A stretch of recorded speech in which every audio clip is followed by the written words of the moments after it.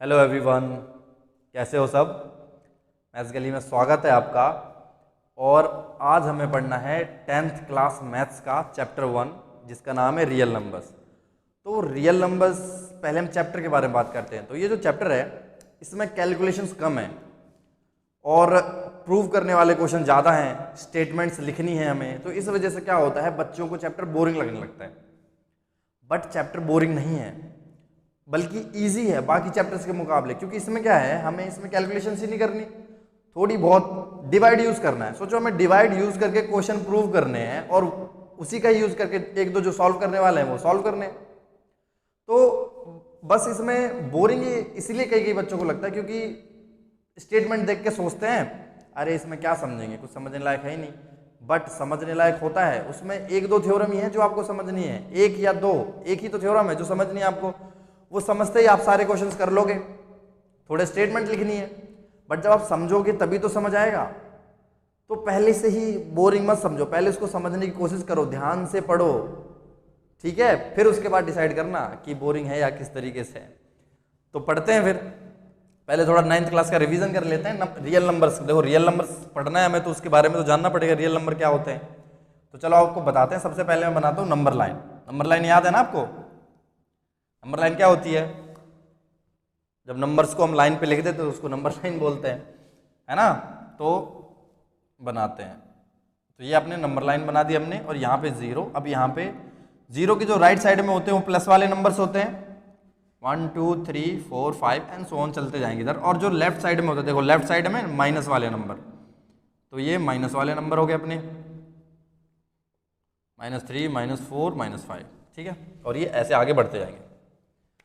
तो देखो ये जो सारे नंबर्स है ना, जीरो, प्लस के नंबर और माइनस के नंबर, इन सबको मिला के जो बोलते हैं हम, इनको बोलते हैं इंटीजर्स। इन सारे नंबर्स को हम क्या बोलते हैं? इंटीजर्स। यानी प्लस के, माइनस के और जीरो जो है वो सारे के सारे क्या है? इंटीजर। तो ये भी इंटीजर है, ये भी इंटीजर, ये भी, जीरो भी इंटीजर है, प्लस के नंबर भी इंटीजर, ये सारे क्या है? इंटीजर्स है, ठीक है। तो अगर मान लो कहीं पे लिखा हुआ है आपका -4, पूछिए ये क्या है, तो सबसे पहले बोलोगे नंबर है, और बोलेगा कौन सा नंबर है? तो इंटीजर है ये, ठीक है। अब देखो आपने काउंटिंग तो सभी को आती होगी, हाँ बिल्कुल। तो काउंटिंग आपकी स्टार्ट होती है 1 2 3 4 5 6 7, यहाँ से। कभी जीरो से स्टार्ट होती है काउंटिंग? नहीं होती ना, बिल्कुल नहीं होती। क्यों? क्योंकि जब लोगों ने ये नंबर यूज करने स्टार्ट किए तो वो पहले जीरो को नंबर ही नहीं मानते थे, है ना। जीरो को तो नंबर ही नहीं मानते, जीरो को इन नंबर से अलग रखा जाता था। पहले जो मतलब जो शुरुआत में जब मैथ्स हमारा यूज होना स्टार्ट हुआ तो लोग सोचते थे कि जीरो तो एक नंबर ही नहीं है। बट बाद में फिर लोगों ने जीरो को एक नंबर की तरह मानना स्टार्ट किया।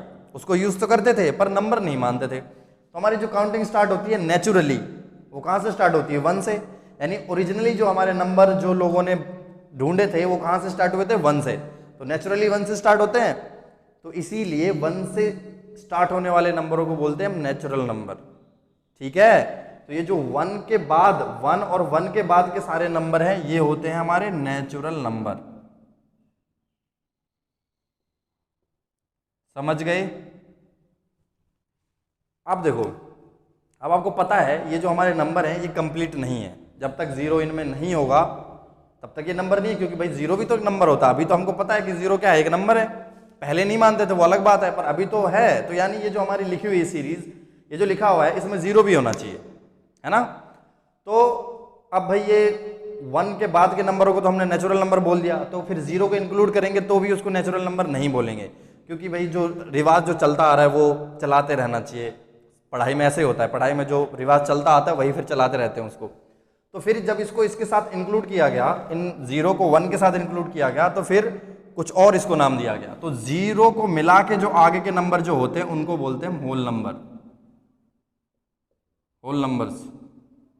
समझे? तो देखो ये 1 जो है एक होल नंबर भी है और एक नेचुरल नंबर भी है, समझ गए?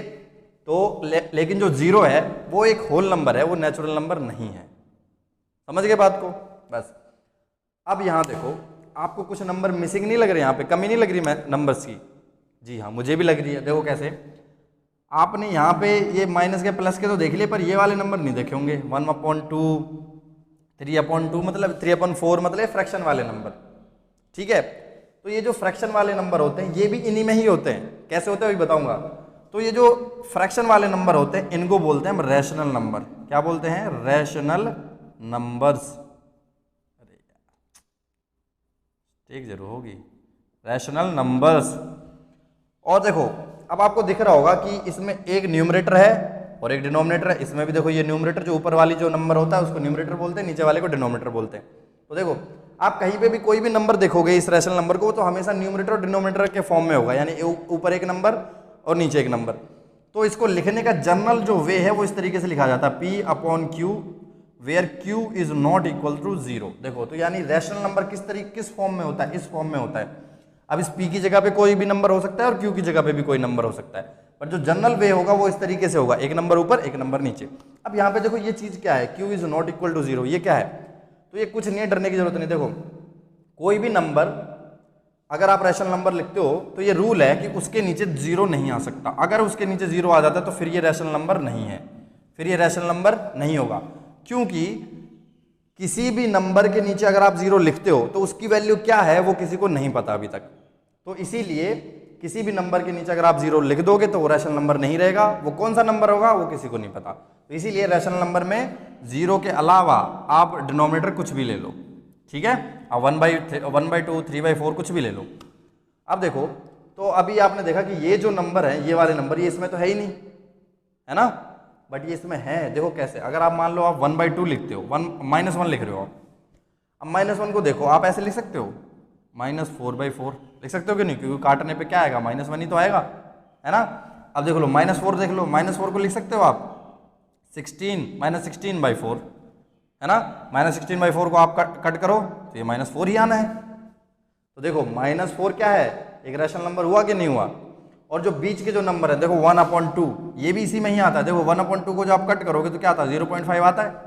अब 0.5 1 और 0 और 1 के बीच में तो आएगा ही आएगा। तो ये जो रैशनल नंबर होते हैं ये भी इंटीजर्स में ही आते हैं, समझ गए बात। तो ये जो रैशनल नंबर है ये भी किस में आते हैं? इन इंटीजर्स में ही होते हैं। मतलब कंफ्यूज तो नहीं हो रहे? समझ में आ रहा है ना। तो ये जो रैशनल नंबर होते हैं ये भी इन्हीं में ही होते हैं। आगे समझ सबको? बहुत बढ़िया। आपने इस टाइप के नंबर सभी ने देखे होंगे, √2, √4, √9, √16, है ना, और √5, √6, इस टाइप के नंबर आपने सभी ने देखे होंगे। तो देखो आपको पता है कि जब हम √4 का रूट निकालेंगे तो 2 आंसर आएगा, 9 का रूट निकालेंगे तो 3 आंसर आएगा, और 16 का रूट निकालेंगे तो 4 आंसर आएगा। लेकिन क्या √2 का रूट निकलता है? नहीं निकलता। 5 का रूट निकलता है? नहीं निकलता। 6 का भी नहीं निकलता। तो देखो आपने देखा इनका रूट खोलने पर हमारे पास इंटीजर आया है। ये सारे इंटीजर है, अभी बताया था मैंने ये इंटीजर है, लेकिन इनका रूट खोलने पे कोई इंटीजर नहीं आएगा, समझे। तो देखो ऐसे नंबर जिनका रूट खोलने पर या जिनका रूट खुलता ही नहीं है, देखो इनका तो रूट ही नहीं खुलता, है ना, बट ऐसे बोल सकते हो आप कि जिनका रूट खोलने पर इंटीजर नहीं आता है वो नंबर होते हैं इर्रेशनल। ऐसे नंबर्स को हम क्या बोलते हैं? इर्रेशनल। तो ये जो आपके जो √5 है, √6 है, ये सारे के सारे आपके क्या है? इर्रेशनल नंबर है, इर्रेशनल नंबर। तो अब इसमें क्या होता है? क्या सिर्फ आपके यही इर्रेशनल नंबर होते हैं? है ना, देखो आपका ये जो √8 है ये भी इर्रेशनल है, √10 भी इर्रेशनल है, लेकिन क्या सिर्फ यही इर्रेशनल होते हैं? नहीं।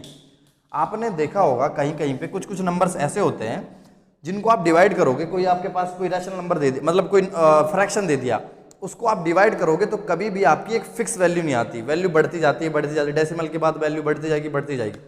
ऐसे ही होता है हमेशा। तो देखो जैसे आप मान लो अगर 1/3 को आप डिवाइड करते हो तो इसका आंसर क्या आएगा? 0.3333 एंड सो ऑन चलता जाएगा, है ना। इसी तरह देखो ये आपका 22/7, इसको जब आप डिवाइड करोगे तो इसकी वैल्यू होती है 3.14, और फिर उसके बाद 2, 8, 5 और सो ऑन, इस तरह से देखो चलती जा रही है। अब देखो यहाँ पे देखो डेसिमल के बाद वैल्यू रिपीट हो रही है, और यहाँ पे वैल्यू डेसिमल के बाद रिपीट नहीं हो रही है। देखो हर बार अलग अलग वैल्यू आ रही है, समझ में आई बात। तो ऐसे नंबर जिनमें डेसिमल के बाद अलग अलग वैल्यू आए, वैल्यू रिपीट ना हो, उनको भी हम इर्रेशनल बोलते हैं। ये इर्रेशनल नहीं है, ये इर्रेशनल है, क्योंकि इसमें वैल्यू रिपीट नहीं हो रही, इसमें रिपीट हो रही है, तो ये रैशनल है। ये जो नंबर है ये क्या है? रैशनल है। बट ये जो नंबर है ये इर्रेशनल है, ये रैशनल है, इसको लिख देता हूं मैं रैशनल। और ये जो नंबर है ये इर्रेशनल है। समझ में आई बात? तो इस टाइप के नंबर को बोलते हैं हम नॉन रिकरिंग। समझ में आई बात? क्या बोलते हैं? Non recurring. नॉन रिकरिंग मतलब रिपीट, तो नॉन रिकरिंग मतलब ऐसा नंबर जो जिसमें वैल्यू रिपीट ना होती हो, इसमें वैल्यू रिपीट नहीं होती। तो ये भी क्या है? एक इर्रेशनल नंबर है। समझ में आ गई बात? ये भी क्या है? इर्रेशनल नंबर है। ओके, अब यहां देखो, ये जो हमने इतने सारे पढ़े हैं number, whole number, natural number, rational number, irrational number, तो इन सारे नंबर्स को मिला के, यानी ये सारे नंबर्स का जो ग्रुप होता है, मतलब सोचो जब हम इन सारे नंबरों को एक साथ रखेंगे ना, सबको मिलाएंगे, तो जो ग्रुप बनेगा उसको बोलते हैं हम रियल नंबर। समझ में आई बात? क्या बोलते हैं? Real number. देखो आपने अभी जब से आप पढ़ रहे हो, अभी आप 10th क्लास में हो, तो ये सारे नंबर आप देख चुके हो, है ना? देखो ये माइनस, प्लस, जीरो, रिफ्रैक्शन वाले, ये मतलब नॉर्मल हम अपनी लाइफ में ये सारे नंबर देख चुके हैं, और रियल लाइफ में हम यही नंबर यूज करते हैं, तो इसीलिए इनको बोलते हैं रियल नंबर्स, क्योंकि इन्हीं को ही हम यूज कर पाते हैं। समझ में आई बात? अब एक चीज देखो, बस मैं इसको मिटा दूं, ठीक है? नहीं, यहीं पे ही चलो मिटा ही देता हूं। यहां देख लो, यहां देख लेना। देखो आपने ये नंबर देखा, यहां देखो रूट के नीचे 2 था, है ना? तो ये देखो अगर 2 सिर्फ 2 लिखा हुआ है, मतलब ये प्लस का 2 है ना? तो क्या सिर्फ ऐसे ही नंबर होते होंगे जिनमें रूट के नीचे +2 प्लस हो? भाई कुछ ऐसे नंबर भी तो हो सकते हैं जिनमें रूट के नीचे माइनस हो, है ना? जैसे ये √2 है, अगर ये 5 है तो ये -5 भी तो हो सकता है रूट के अंदर। लेकिन ये नंबर आपने अभी तक कहीं देखे नहीं होंगे, कहीं पे भी आपने पढ़े नहीं होंगे अभी तक, क्योंकि ये जो नंबर होते हैं ये हमारे रियल लाइफ में यूज नहीं होते हैं। समझ में आई बात? ये जो नंबर हैं इनको बोलते हैं इमेजिनरी नंबर या फिर नॉन रियल नंबर। ये जो होते हैं इनको बोलते हैं हम इमेजिनरी या फिर नॉन रियल नंबर, क्योंकि इनका यूज ही नहीं है कहीं। ये सिर्फ सोची हुई चीज है। इसी तरीके से देखो, जैसे मैंने अभी बताया आपको कि भाई किसी ने सोचा कि अच्छा रूट के अंदर 2 तो है, प्लस का 2 तो है, लेकिन माइनस का 2 भी तो हो सकता है, तो बिल्कुल उसकी भी बात सही थी, भाई माइनस का 2 भी तो हो सकता है, लेकिन उसका काम क्या है? ये तो सोचा हुआ नंबर है, इसका तो कुछ काम है ही नहीं, इसलिए इनको इमेजिनरी नंबर बोलते हैं। ठीक है, तो इस तरीके से आपके सारे नंबर का रिवीजन हो चुका होगा। बस 1-2 नंबर और बच रहे हैं आपके, ऑड नंबर, इवन नंबर और कंपोजिट और प्राइम नंबर। लेकिन अगर मैं वो अभी बता दूंगा तो आप कंफ्यूज हो जाओगे पूरी तरीके से, इसलिए बाद में बताऊंगा, धीरे धीरे बताऊंगा जब क्वेश्चंस करेंगे हम। ठीक है, अभी इसको मिटा दूं? ठीक है, चलो। तो ये है हमारी असली चीज, वो तो हमारा रिवीजन था, ये है असली चीज, यूक्लिड डिवीजन लेमा। ठीक है, देखो नाम कितना खतरनाक है, इंसान पढ़ते ही सोच लेगा वो ये तो बहुत खतरनाक चीज है, पर ये है नाम बड़े और दर्शन छोटे। देखो कुछ नहीं है ये, देखो लेमा का मतलब होता है स्टेटमेंट, समझे? लेमा का मतलब स्टेटमेंट, मतलब ये यूक्लिड ने डिवीजन आप जानती हो, डिवाइड करने का जो प्रोसेस होता है, डिवाइड जो करते हैं उसी को डिवीजन बोलते हैं। तो क्या है, डिवीजन की एक स्टेटमेंट है, सिंपल सी स्टेटमेंट है, डरने की बात नहीं है। देखो कैसे, मान लो आपके पास एक नंबर है 26/4, ठीक है? आपने ये नंबर लिया, इसको डिवाइड किया, तो आप जब डिवाइड करोगे 26 को 4 से, तो यहाँ पे 6 आ जाएगा, यहाँ पे 24, यहाँ पे 2, तो इसे क्या बोलते हैं हम? इसे बोलते हैं रिमाइंडर। पता है ना आपको, ये क्या है? रिमाइंडर। हिंदी में बोलते हैं शेषफल या फिर सिर्फ शेष। और ये क्या है? ये है आपका कोशेंट, इसको बोलते हैं कोशेंट, समझे? ये है आपका कोशेंट, और हिंदी में इसको शायद भागफल बोलते हैं, इसको बोलते हैं भागफल। और ये जो है आपका डिविजर है, ठीक है? और ये क्या है आपका? डिविडेंड, यानी ये है आपका भाज्य, और ये शायद भाजक होता है, हिंदी में थोड़ी मिस्टेक हो सकती है, देख लेना। ये है आपका भाजक। तो जब इनको ही, इन तीनों को ही, मतलब इन चारों को ही जब हम एक स्टेटमेंट की फॉर्म में लिख देंगे, ऐसा ना लिख के स्टेटमेंट की फॉर्म में लिख देंगे, तो उसको हम यूक्लिड डिवीजन लेमा बोलेंगे। देखो आपने देखो 26 को डिवाइड किया, ठीक है? किससे डिवाइड किया? 4 से डिवाइड किया। कोशेंट कितना आया? कोशेंट आपका 6 आया, और रिमाइंडर कितना बचा आपका? रिमाइंडर बचा 2। तो देखो चारों के रिलेशन है या नहीं? यही है आपका, यही है यूक्लिड डिवीजन लेमा। कितना सिंपल था भाई, दो नंबर को अगर आप डिवाइड कर रहे हो उसको स्टेटमेंट की फॉर्म में लिख दो, बस हो गया आपका यूक्लिड डिवीजन लेमा। इतनी सी छोटी सी चीज को इतना बड़ा नाम दे रखा है। देखो तो ये आ गया, देखो समझो चीज को, देखो इसको बस ऐसे लिख दिया, डिवाइड करने पे यही आएगा ना, तो बस वही लिख दिया, सिंपल सी बात, खत्म। अब आप और कोई नंबर ले लो, आप मान लो आप ले लेते हो 29/2 ले लो, तो जब आप इसको डिवाइड करोगे 29/2, 29 को 2 से डिवाइड करोगे तो ये 2 से जाएगा, यहाँ पे 9 बचेगा, 4 से जाएगा 8 बार में, यहाँ पे 1। तो जब इसको लिखोगे तो कैसे लिखोगे, 29 = 2 से आपने डिवाइड किया, आपका क्वोशंट कितना आया, क्वोशंट आया आपका 14 और रिमाइंडर क्या रहा आपका 1। समझे, देखो ये रिलेशन है। अब देखो दोनों बराबर हैं, अगर आप इसको सॉल्व करोगे ना तो फिर से यही आ जाएगा, सिंपल सा। अब इसी को ही इन्होंने एक जनरल वे में लिख रखा है, मतलब अभी तो ये क्या है, ये तो हमने एक पर्टिकुलर नंबर के लिए लिखा है ना, हमने अभी ये 26 के लिए लिखा है, ये 29 के लिए लिखा है, लेकिन एक ऐसी स्टेटमेंट होनी चाहिए जो हर नंबर पे यूज हो जाए, मतलब वो हम उसको देख के समझ सके कि हाँ सारे जो क्वेश्चन होंगे इस टाइप के, मतलब डिवीजन की जो स्टेटमेंट लिखोगे आपको इस टाइप से लिखनी है। तो उसके लिए इन्होंने एक जनरल नाम दिया हुआ है। देखो कैसे, मान लो कोई भी नंबर है आपका a, ठीक है, आपने उसको डिवाइड किया b से, आपका रिमाइंडर आ गया q, सॉरी क्वोशंट आ गया q और रिमाइंडर आ गया आपका r। यही है जो आपकी एनसीईआरटी में लिखी हुई है यूक्लिड डिवीजन लेमा, बस यही है आपकी, कुछ मुश्किल नहीं है।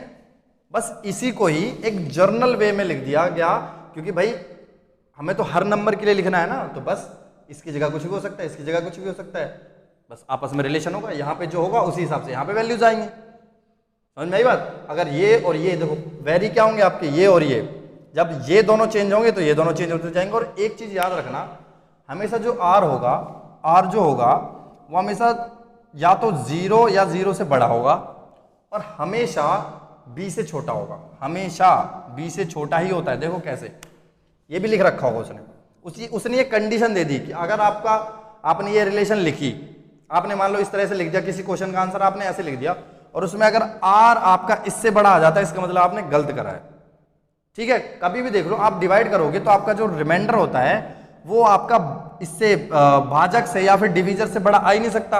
मान लो अगर मैं इसको डिवाइड करता, जैसे मान लो मैंने इसको डिवाइड किया 26 को मैंने डिवाइड करा 4 से और मैंने यहाँ पे लिख दिया 20 और यहाँ पे आ गया 6, तो आपको देख के पता चल रहा है गलत है ये, क्योंकि अभी एक और नंबर आएगा 24, अभी और आगे जा सकता है ये। तो देखो अगर ये देखो इससे गलत आ गया, इससे बड़ा आ गया, देखो 6 इससे बड़ा आ गया ना 4 से, तो गलत हो गया मेरा कि नहीं। तो बस ये कंडीशन है, डरने की जरूरत नहीं है, इतनी सी बात थी, आगे समझ में। अब क्या होता है, इसका यूज करके हमें बहुत सारे क्वेश्चंस को सॉल्व करना पड़ता है, सॉल्व इन द सेंस उनको हमें यूज करना पड़ता है प्रूव करने के लिए इसको। तो भाई अब आपने सुना होगा कि अगर मान लो आपको कोई चीज यूज करनी है तो उसके यूज करने के स्टेप्स होते हैं कि नहीं होते, कि जैसे अपना टीवी में ऐड आता है वो बालों में कलर करने वाले का कि काटो घोलो और लगा लो, तो पहले क्या करना पड़ता है, आपको काटना पड़ता है, फिर घोलना पड़ता है, फिर लगाना पड़ता है ना। तो इसी तरह ये है, इस स्टेटमेंट के यूज करने के कुछ स्टेप्स हैं, कुछ रूल्स हैं, तो उन रूल्स को बोलते हैं हम यूक्लिड डिवीजन एल्गोरिदम। इसको नहीं बोलते यूक्लिड डिवीजन एल्गोरिदम, समझे। ये बहुत लोग कंफ्यूज होते हैं कि यूक्लिड की डिवीजन, उस दोनों को ना सेम समझ लेते हैं, सोच लेते हैं कि यूक्लिड की डिवीजन एल्गोरिदम और लेमा सेम ही है, बट अलग अलग है। क्योंकि एल्गोरिदम का मतलब होता है स्टेप्स, एल्गोरिदम का क्या मतलब होता है, सीरीज ऑफ स्टेप, यानी नंबर ऑफ स्टेप्स। तो एल्गोरिदम में कुछ नहीं है, एल्गोरिदम में इसको यूज करने के रूल्स हैं, और यूज करने के रूल्स क्या हैं, बहुत सिंपल है। आपको अगर एचसीएफ निकालना आता है, एचसीएफ निकालना आता है दो नंबर्स के बीच का, है ना। जैसे हमारा एक लॉन्ग डिवीजन मेथड नहीं होता कि मान लो आपको किसको लें, मान लो आपको 25 नहीं, ये तो अरे किसका करें मान लो आपको 625 और 15 के बीच का एलसीएम फाइंड, वो एचसीएफ फाइंड करना है। क्या फाइंड करना है, HCF, highest common factor. HCF का मतलब होता है एक ऐसा नंबर, सबसे बड़ा एक ऐसा नंबर जो इन दोनों को डिवाइड करे। समझ में आई बात। तो देखो कैसे एक लॉन्ग डिवीजन मेथड होता है ना, कैसे करते हैं, 625 को आप डिवाइड करो 15 से, है ना, तो 15 से डिवाइड करेंगे तो 60 आ जाएगा, 15 चौक 60 होता है। यहाँ से बचे आपके पास 5, 25, अब ये 15 एकम 15, तो यहाँ से बचेगा आपके पास कितना, ये 0 और यहाँ से 10 बचेगा। अब ये जो रिमाइंडर बचता है फिर उससे डिवाइड करो इसको, है ना, इससे डिवाइड करा तो 15, फिर 10 एकम 10, यहाँ से बचा 5। अब ये जो रिमाइंडर बचा है उससे डिवाइड करो इसको, तो ये 10 यहाँ पे आ जाएगा और फिर यहाँ से आप डिवाइड करोगे तो 10 2 जा, और 2 बार में देखो रिमाइंडर 0। तो जैसे ही आपका रिमाइंडर जिस नंबर से रिमाइंडर 0 आ जाता है वही नंबर होता है इन दोनों का एचसीएफ। ये करते थे ना, बस यही स्टेप है, आपको यही सॉल्व करते जाना, रफ में यही सॉल्व करते जाना और उसको इस तरीके से लिखते जाना हर स्टेप में। देखो अब मैं मान लो मुझे इन दोनों का एचसीएफ निकालना है, ठीक है, तो देखो पहले मैंने ये स्टेप यूज करा, तो इसमें देखो मेरे पास एक पर्टिकुलर वैल्यू आई, देखो 15 से मैंने डिवाइड करा, मेरा यहाँ तक डिवाइड हुआ, फिर 10 रिमाइंडर आ गया ना, 10 रिमाइंडर आ गया मेरा। बस इसी को इस तरीके से लिख दो। देखो किससे डिवाइड किया था, किसको डिवाइड किया था 625 को, किससे डिवाइड किया था 15 से, क्वोशंट कितना आया मेरा 41 और रिमाइंडर क्या आ गया 10। देखो कर दिया, ये हो गया। आपको ये तब तक इस तरीके से आपको तब तक लिखते जाना है जब तक आपका ये वाला स्टेप खत्म नहीं होता। और जैसे ये स्टेप आएगा आपका, जो जिस वैल्यू पे आपका ये स्टेप, मतलब जिस वैल्यू पे आपका रिमाइंडर 0 आएगा वो आपका एचसीएफ हो जाएगा। देखो अब अगला स्टेप लिखो। अगले स्टेप में आपने क्या किया था, 10 को 10 से डिवाइड किया था 15 को, तो किसको डिवाइड किया 15 को, किससे डिवाइड किया 10 से। आपका क्वोशंट क्या आया, क्वोशंट आया आपका 1 और रिमाइंडर आपका यहाँ पे क्या आया 5। ये इसी का दूसरा स्टेप, ठीक है। मैंने क्या बोला, हर स्टेप अलग अलग इक्वेशन बनानी है, हर स्टेप की अलग अलग इक्वेशन बनानी है, ठीक है। और अगला क्या है, अगला आपने 10 को डिवाइड किया, किससे डिवाइड किया 5 से, आपका क्वोशंट 2 आया और रिमाइंडर आ गया आपका 0। देखो डिवाइड, ये 0 आएगा कि नहीं, देखो 0 आ गया। तो देखो ये जैसे ही 0 आया आपका किस पे आया, 5 पे आया, इस 5 पे आया, यही 5 हो गया आपका 625 और 15 का एचसीएफ। तो मान लो आपके पास क्वेश्चन दे रखा है कि इन दोनों का एचसीएफ फाइंड करो, तो आपको क्या करना है, ये 3 स्टेप लिखने हैं। यहाँ पे आपको लिख देना है hence HCF of 625 and 15 is equal to 5। बस हो गया, इतनी सी है हार्ड नहीं, बिल्कुल हार्ड नहीं है।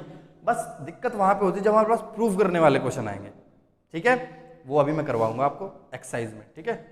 ओके, इतना हो गया, मिटा दो इसको। ओके मिटा देता हूँ। तो आप लोगों को जो अभी इन दोनों के बीच में डिफरेंस समझ में आ गया है ना, कि ये क्या है, ये एक स्टेटमेंट है। ये जो यूक्लिड डिवीजन लेमा है वो एक स्टेटमेंट है, और जो यूक्लिड डिवीजन एल्गोरिदम है वो है यूज करने का तरीका, रूल्स कि किस तरीके से हम स्टेटमेंट को यूज करेंगे। ये क्या है, rules for use of Euclid division lemma. Euclid division lemma को यूज करने के लिए रूल्स लिखे हुए हैं, किसमें, यूक्लिड डिवीजन एल्गोरिदम में। तो ये अलग है, ये अलग है, ये समझ लेना, कंफ्यूज मत होना। ओके चलो अब एक अगला क्वेश्चन, एक और क्वेश्चन करते हैं ताकि आपको ये अच्छे से समझ में आए किस तरीके से यूज करते हैं। तो हम मान लेते हैं आपके पास है 1024 और अगला है आपके पास 36, ठीक है। अब आपको इन दोनों का एचसीएफ फाइंड करना है। क्या फाइंड करना है, एचसीएफ।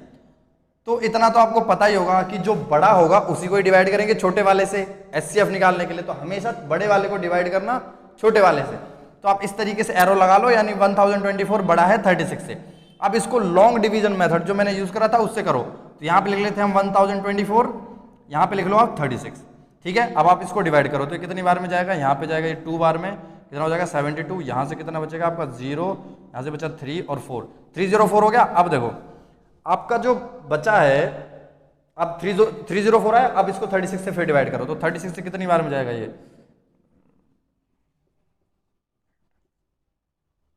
288, ठीक है। तो ये चला जाएगा आपका 8 बार में 288। यहां से आपका कितना बचेगा 6, यहां से आपका बचेगा 1, 16 आया। अब देखो अब ये 16 से डिवाइड नहीं हो सकता, तो अब आपको क्या करना है, इसको डिवाइड करना है 16 से। तो देखो आपका ये एक स्टेप खत्म हो गया। अब आपने एक नंबर को तो डिवाइड कर लिया, अब बारी है दूसरे वाले नंबर की। तो आपको क्या करना है, हर एक स्टेप में आपको एल्गोरिदम लिखनी है। ये नहीं कि आप पूरा करते जाओ और एल्गोरिदम सिर्फ एक ही लिखो, नहीं, हर एक स्टेप में। देखो आपने इसको डिवाइड कर लिया तो ये बचा, अब आप इसको डिवाइड करोगे इससे, तो इसका जो आया है, इसका मतलब इसकी जो वैल्यू आई 1024 को, पहले उसको लिखो आप स्टेटमेंट की फॉर्म में। तो कैसे लिखेंगे, 1024 को डिवाइड किया हमने किससे, 36 से।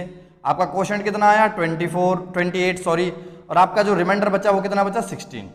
ये आपका एक स्टेप हो गया इसका। अब इसकी बारी है तो इसको डिवाइड करो, तो 16 से डिवाइड करो 36 को, तो कितना आ जाएगा 2 × 32।